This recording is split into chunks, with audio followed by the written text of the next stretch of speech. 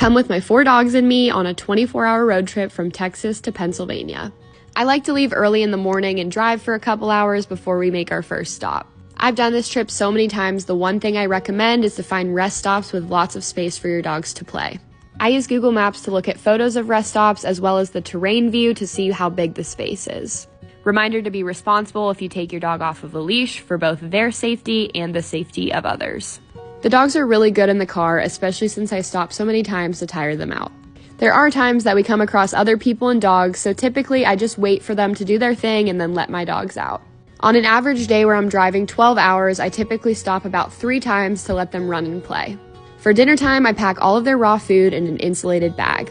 The process is very easy because they just eat the patties and then we're on our way again. I typically have booked hotels in the past, but this time I decided to book a pet-friendly Airbnb which had a huge fenced yard for the dogs.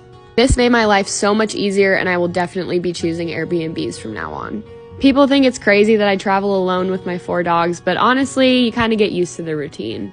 And it helps that they're very well trained. For their safety and mine, I have them in harnesses that are ratchet strapped to the sides of my car so they're not going anywhere. It was a bit of a DIY thing, but this is what you gotta do when you have 4 dogs. This is an example of where I park by the huge semis so that I'm away from other people and dogs. It definitely can be an exhausting trip, but it's so worth it to bring them home with me.